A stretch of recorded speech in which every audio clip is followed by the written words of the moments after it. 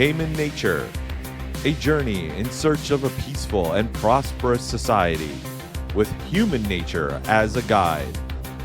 Led by your host, Adam Haman. Hello there, and welcome to Haman Nature. I am Adam Haman. That fellow right there is my buddy Tyrone. How you doing, man? I'm doing okay, but I lost my bone. I buried it somewhere in the backyard, but I'm too dumb to find it again. Use your heightened sense of smell? What are you, a porcupine? I don't know. Hell, we don't have good senses of smell. Come on, man. I don't know. You're spiky. I can't get close enough to evaluate such a thing. That's right. So why are you obsessing about intelligence here? What's on your mind? Well, with the recent elections, things get very heated at the Thanksgiving Day dinner table. And I have a lot of family members, very intelligent, highly educated, doctors, lawyers, even politicians in my family. So they're not dumb people, but I'm constantly just like, I avoid these conversations, even if it comes up. It's just not worth it for me. But you hear the same things over and over again about government and we've all heard the same things. Who will build the roads and all that nonsense. Welfare and helping the poor and what would happen? What do you mean if there was no government? It would just be chaos and we'd all just kill each other. And so you wonder to yourself, how is it that I know certain things that they don't? Why do we have a disagreement? And I'm always reminded of the quote, which from Michael Malice, which I think we're going to get deeper into here. But Michael Malice has this famous quote, goes something like, "It's easier to train a smart dog than a dumb one." And the idea is that all these smart people go to the university system and they all get trained in modern leftist ideology and thought. And so that really, really, makes them blind to facts that you and I see as obvious. And so this whole holiday season, post-election, hearing the same conversation from my relatives and the same commentary year after year after year, it reminded me of another Haman Nature exclusive article written by Adam Haman called "Why Are Smart People So Stupid About Politics? There's a Good Reason." So, Adam, I thought that would make an interesting topic for conversation because it's on my mind. So, talk to me. Why are people so stupid? Yeah, I will tell you my hypothesis. But first, just to better describe, what we're talking about. We all have friends that are super smart in various domains. In the article, I talk about, some super smart heart surgeon who can play the guitar and juggle and tell a good joke and just seems so smart and capable in all these areas of life. And then he'll open up his mouth and say something like, World War II got us out of the Great Depression, or, just have some basic boneheaded idea about some economic issue or something. And deregulation caused the housing crisis. Sure. Yeah. Just whatever it is, or they'll start telling you about this cool new idea they heard called modern monetary theory. Right. And you're like, you must be not allowed to cross the road. You must eat paste. You're literally retarded. And it just caused me to wonder, how can that be? How can somebody be so capable in day-to-day life and so incredibly stupid in these things like history and economics and political philosophy that they are pretty important things? Some might argue that these are the most important things. Like if you don't get these things right, basic understanding of these things, your whole society will crumble. So what's the disconnect? What's going on here? And what it is essentially is just feedback. It really matters whether you can open and close your patient and repair that aorta. You're going to get immediate feedback if you're thoughts and ideas about what skill is are disconnected from reality. The patient's going to die. You get immediate feedback. Same with crossing the street or trying to play guitar or trying to juggle. You're going to get it right or you're going to fail immediately. And then you try again and figure out what the right course of action is. But economics and politics, history even, these are just more recreational beliefs. It doesn't really matter if you get them right. What do? Go in and vote once every 2 years or 4 years or whatever? It sort of matters if we all get these things wrong. But for you, day to day, you can get along perfectly well in your life and not know anything about these things. And I think that's what the disconnect. It's why people are so dumb. And it gets worse when you go to university or whatever. And sure, half the time they're learning a legit trade, we hope. But the other half of the time, they're teaching it as propaganda. It serves the interests of the political class. And so you just come out parroting a bunch of goofball stuff that isn't correct and doesn't actually reflect the real world. Then it gets worse when the talking heads on TV are feeding you more pablum, talking about the day-to-day nonsense that the government wants you to believe, or the corporate class, whatever these cronies have in mind for you. So you just get dumber and dumber the more you absorb this stuff. And again, there's this massive disconnect. We're in the real world. If you don't know how to make, the correct chord on the guitar with your left hand, it's going to immediately sound discordant to you. You get that immediate feedback. And so I think that's the reason. You'll see really, really, really smart people say dumb things. And if you haven't spent a long time studying these matters, I think most people will just reflexively believe the doctor or the lawyer or the politician because they sure seem smart. So I guess World War II did get us out of the Great Depression after all. It seems dumb. It seems really dumb, but the smart guy said it. I think that's a really interesting observation about feedback. And because like you said, you put the finger on the wrong string and you try to play, C chord, and it sounds terrible. So you have that immediate feedback from the real world telling you this is not correct in order, for your ability to play a C chord. So we have that day-to-day feedback in the real physical world, but the political world isn't a real physical space per se, right? It's mainly ideas. Now, that being said, these things do have feedback consequences in the real world, but as it often happens with political legislation and political programs or whatever, that feedback doesn't come till much, much later, many, many years or even decades later. Do you go from the Great Society of the 1960s to $36 trillion in debt where we are today? They're 60 years apart. And we're only now getting to the point where the consequences are starting to get really dire. So you do have feedback, but the problem is there's such a time lag that smart people can't put the two together. They can't see how something piece of legislation 60 years ago could affect things today. That's a great point, and you can see it play out every voting cycle. Most voters in most places will recognize that voting for a tax increase is probably bad for them. So it'll get voted down quite often.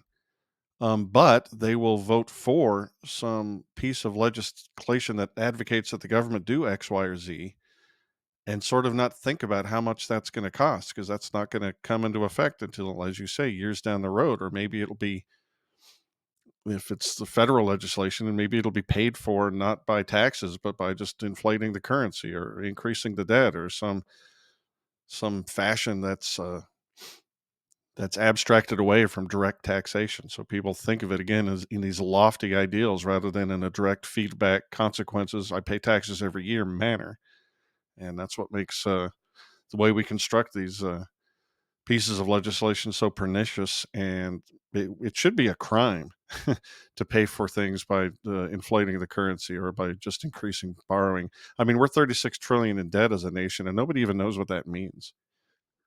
We can't even conceptualize with our monkey brains what 1 trillion is.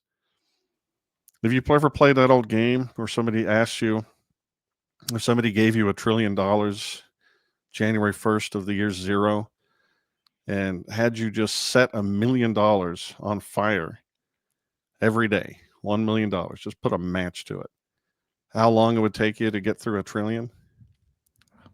I've never thought about it.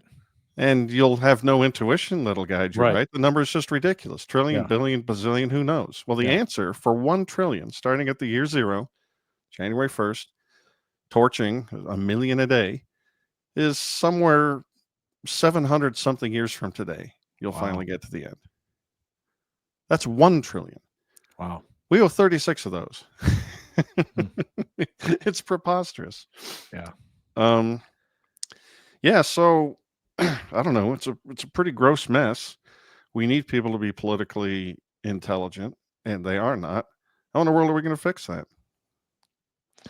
Well, you asked that very question in your article. You say, so how do we align things so that people's political IQ isn't so much lower than their actual IQ? So that's a question you pose in the article. What's the answer? Well, the knee-jerk solution is like make everybody study or figure out a way to get people interested in these ideas and make them study. So I guess we should pass some legislation to make people watch Haman Nature every single episode, right? Oh, cool. I like on pain of death. No, that doesn't work. $1 trillion. That doesn't work, obviously. We want people to focus their attention on their jobs and their families and their avocations and all the things that make them flourish. It used to be that we would get these good ideas about political philosophy and economics, history even, not from schools or from talking heads on TV so much. It used to be, back when we were a little more healthy, it used to just be in the culture. You would get these good ideas about osmosis, almost by osmosis. You learn basically how to be a libertarian in kindergarten. You don't hit people and don't take their stuff. Movies and TV shows and music even used to reflect good cultural values. Like, here's a good one. It used to be, not that long ago, in the culture, just in the zeitgeist, that if you saw somebody, a neighbor, some fellow citizen, behaving in some weird or disturbing way, the reflexive American response to that was, well, it's a free country. You didn't have to take a course in political philosophy to just come to that conclusion. You heard it all the time. It was part of our character as a nation. Well, what is the reflexive response now? There ought to be a law. We've gone from a culture of permissiveness and individual freedom, unless you're actually aggressing against the property of another, to all behavior needs to be moderated and aimed and directed by a legislature or some central authority. That's what's in the zeitgeist now. And so it's as you've said many times on this show, Tyrone, we need to be more active in the culture, influencing things in a direction where we're just portraying a lot more, a lot more John Wayne and a lot less whatever cultural norms made Elizabeth Warren. I don't know. Yeah, dumb porcupines like me ain't much for book learning. But no, that's exactly right. And I really think that's what libertarians have missed. I think libertarians think if we just teach our ideas to other people, no. We can't teach them to most people. They're not willing to learn or able to learn that way, or certainly don't want to hear it from their cousin across the dinner table at Thanksgiving. But it has to be part of the culture, just absorbed, as you said in your article. You write, the solution isn't to get everybody to study these things as much as weirdos like me. The solution is to rebuild our institutions and our culture such that normies observe these truths almost by osmosis. So as you mentioned, you also write, that's what the church used to do. It's what families used to do. It's what universities used to do. It's what your employer and even your friends used to do. Even if you're just studying science or business or musical theater, if the culture promotes healthy political norms, it'll be in, quote, the air you breathe. So I thought it was interesting that you just hinted at some of the institutions that are important, such as the family, your work, your church, the university. So, are you one of these folks that feel like the problem all stems from the university? It's a big part of it for sure. I do sort of believe that standard Marxism was losing favor, and so a lot of people sort of made a directed effort to infiltrate is too strong a word, but to get into the university systems and start to broadcast these ideas. And decades later, here we are. I do think that's part of it. But I also think that um, it's a little bit of a tangent, but I think it'll get us somewhere. There's long been an argument about what makes a libertarian a libertarian. Um, there are dials that can be set in that are set in the brain when you're born, that you can't really change that much, that determine like how anxious you are just on a general level, how neurotic you are. And I think people that have those dials set really low tend to be more individualistic and don't freak out so much and don't want a strong legal system. And when you are more anxious, I think you do want a lot more nurturing from some paternal source, like a big state government. But that's a theory. I don't know. But also, like for myself, I read a lot of science fiction as a young kid, and a lot of science fiction is very, very libertarian. And I read comic books, where they're just over and over, you're getting hit over the head with the hero narrative, the hero archetype. And that's a very libertarian sort of, I want justice, no matter what, I want justice. And it is unjust for one group of politicians to steal from the rest of the people just because they can. So, it might be some sort of the way we're wired right out of the gate, but there's also this massive cultural influence, and our culture is just terrible now. It's just terrible. And I think, I just think we need to think about that. So I'm going to ask a question and answer my own question with a question. Wow, But nice, the hat trick. um, the reason why I specifically mentioned the universities was because I am one of those people that we maybe do another episode on the history of the university system and how it was kind of rotten from the beginning as far as the ideology, at least in the West, and how it's always been that way. And so, but it takes generations and generations and generations to overcome the other feedbacks from people's culture that they get, to then produce a generation big enough to turn a society in a certain political direction. But the premise of your article is that there's no feedback. There's no immediate feedback. Let's make that clear. There's no immediate feedback on political ideas.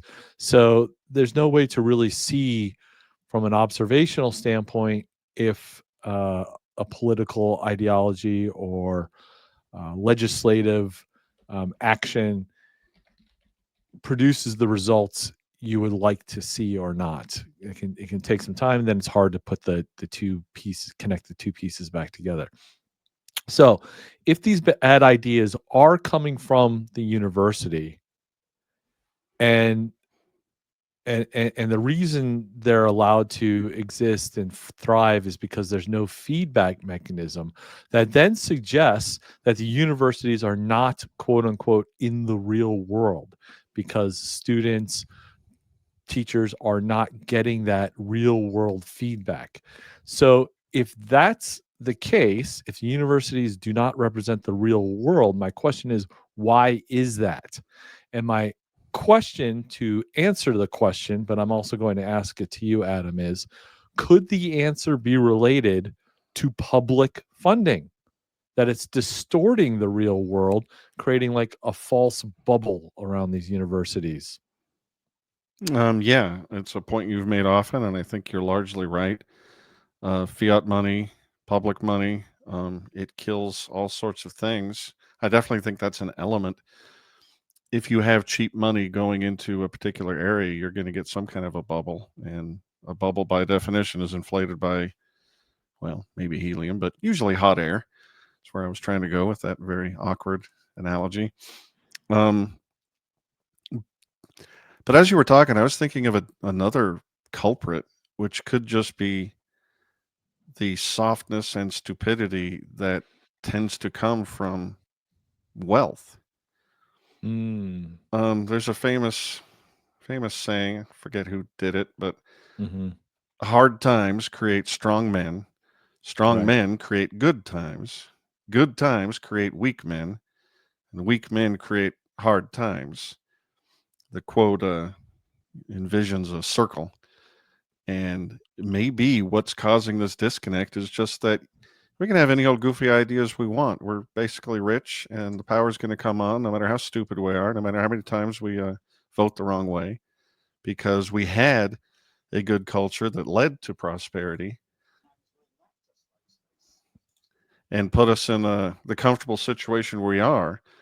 Whereas, put yourself out in the Old West where things are really, really hard. Understanding the nature of society and how important property rights are really matters there. You can't just abstract away from it because, we're all basically pretty wealthy. Yeah, I think what the catchy little phrase there you made, I think is sort of the premise behind the book, The Fourth Turning, Right. by William Strauss and Neil Howe. People should definitely check that out. But yeah, that societies sort of go in cycles, and it makes sense, right? If you're in hard times, the world is providing you feedback right away. That is, man, I need shelter, I need food, I need, whatever, water, security, and that makes you tough, and then et cetera. And it just, the cycles go over and over again. So some are saying we're in the fourth turning right now. We're in the bad phase of it, unfortunately, as we play our games on our smartphones and stuff like that. It makes you wonder whether you can ever get yourself out of that. If that loop is true, I know. is there a way that you can, like with the tools we have available to us, can we elevate ourselves out of that trap through communication vehicles like this? Is that a thing? I don't. So you have the answer right there. So I'm with Stephen Kinsella on this, and Stephen Kinsella will say, "Well, I'm with him on this because I learned it from him, and so I still want to make it sound like it's my idea too." But Stephen Kinsella is an anarcho-capitalist like we are. However, his theory is that anarcho-capitalism, anarchy, period, is not possible until a certain level of technology is reached. So until you've reached that level of technology where you have the robot in your home that can not only cook and clean for you, but perform surgery if you break your leg, or defend your house from an invader or something, until you have the technology available on a personal level to grant that autonomy, which is really what all anarchy is, anarchy really won't be possible. And until then, we're going to be stuck in a state of being under a state or some sort of governmental structure or whatever you want to call that. So until we, and your question was, can we escape that with shows like this? Well, we have the technology. We're getting to the technology. It's because we have technology that we can do shows like this. So yes, we're on the precipice, I think, of being able to escape out of that cycle. I've said this for a while, and I'll keep saying it. So I don't know if, like Ocasio-Cortez, the world's going to end in 12 years, and now it's 10 years later. It hasn't ended yet. Well, I guess you still got a few more years left.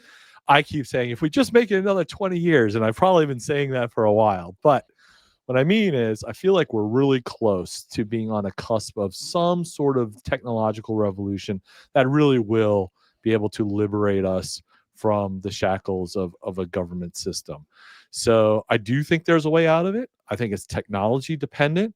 We're not there yet. I think we can start to see glimpses of it, but I think we're still a ways away. So I think we're stuck in this for at least another generation or two. It's and if we don't blow ourselves up, We'll get there. You might get there. It's an interesting argument that you just outlined by Kinsella. I'm going to have to ask him about that. Because he's talking about Ancapistan being only politically possible, I assume, until we get this advanced state of technology you're talking about. What he would say was, once we have this technology and we can do more and more and more stuff in our own home, we need the state less and less and less. Yeah, and but eventually need is it just dies off. But need is a psychological term. We don't need it now. We just think. Well, sure. Okay. So his argument is that until, as you phrased it, his argument is almost like until we become practically self-sufficient in the universe, we can't have anarchy, which is weird because I think that a political system of anarchy would make our group associations more powerful, not less powerful. So I'm going to have to ask him exactly what he means. If it's a wealth thing or a capability thing or just a psychological thing, I don't know. It's interesting. All I know is that we are very, very young in our technological development. Yes. I think Michio Kaku has that scale, right? Type 0 level technology, type 1 level technology. We're still a type 0 technology. Like we can't even control the weather. Like that's so how funny. Infantile technology we are, technologically we are. You are 100% right, and our intuition on that is 100% wrong. Yep, we are so in an embryonic state as far as our technological development. But people think we're just where we're at is where we're going to be forever. Like I'll say things like, somebody will say, "Well, TikTok videos and accessing the internet for young people, even 20-year-olds, is just really harming our society and ruining everything." And we need a whole bunch of laws being passed to fix this because otherwise people are just going to be staring at their phone all day. They'll turn into robots or zombies or the fat people on that movie WALL-E up in space on the cruise liner. And you just obviously need a bunch of laws to fix that. And then I'll come along and say, the smartphone is 14 years old. Right. So yes, our society hasn't figured out how to deal with that. Obviously, we weren't evolved to deal with something like that, but we have these big plastic neocortexes, and it's only 14 years old. We might be able to come up with social norms and good ideas and rules of thumb to figure our way out of that before we bring in the nuclear option of a piece of legislation from Washington, D.C. 14 years old, and people think, well, this is just the way it's always going to be. And it's just only going to get worse. That's crazy. Right. Or they have the idea that, wow, we are so advanced. Look at our cavemen ancestors. And I have the world's knowledge at the palm of my hand. I'm talking to you instantaneously across distances. We must be super advanced and technologically smart. We must know all the answers. Trust the science. We got it all figured out, man. It's like, so now that we've accomplished a technological achievement, we can, of course, then order society and have technocrats run everything perfectly fine because we're technologically advanced. What I'm saying is we haven't even begun to walk yet when it comes to technology. Guys, if you think having a smartphone is technologically advanced, just read some science fiction, watch Star Trek. Sure. Once we get there, then I'll say we're technologically advanced. When you're able to build a Dyson sphere around the star, we're technologically advanced. We ain't even close. And the people who brag about having the world's knowledge at their fingertips, they're not reading Murray Rothbard or Marcus Aurelius. They're watching cat videos and, the Real Housewives or something. Our instincts to use this incredibly powerful piece of technology. That's exactly why libertarians need to be more in the culture. Yes, because as you said in this article, if it's in the culture, it'll just seep in by osmosis. If it's in the housewives of Atlanta or whatever it is, the I don't know, the character of being entrepreneurial or self-directed or independent, if that's in the show, that'll seep in and people will say, I want to be independent and entrepreneurial like she is.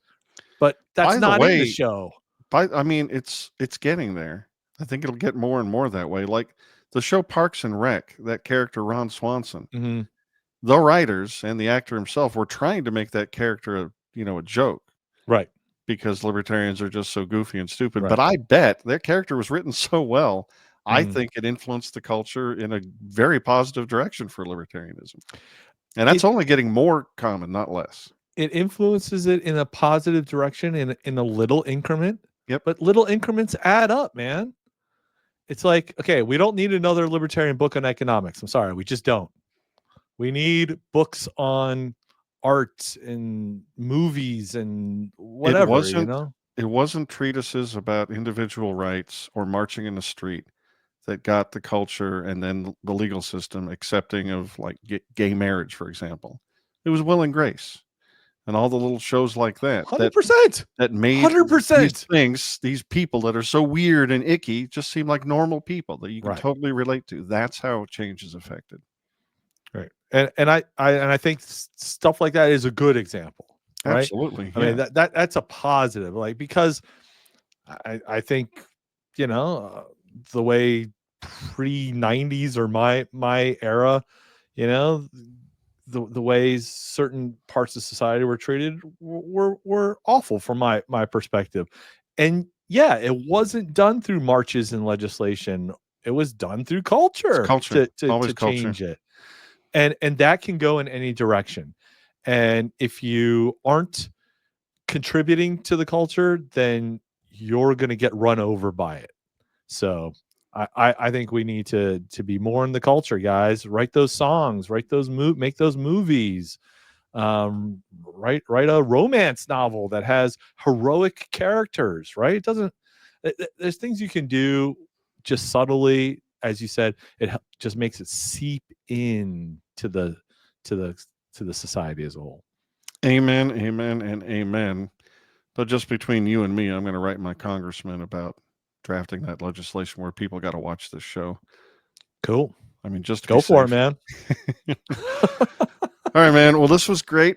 I ain't got nothing more to say on this subject. How about you? No, it's good, man. All right. Well, then thank you very much, ladies and gentlemen, for joining us at Haman Nature. Please go to hamannature.substack.com. That's HAMAN. Join us there, read the articles, check out all the things we offer you there. And if you become a paid subscriber, which will warm the cockles of our hearts, I hope I'm using cockle correctly, you will also get access to bonus content that we have back there. It's all very fun. And we will catch you next time on Haman Nature.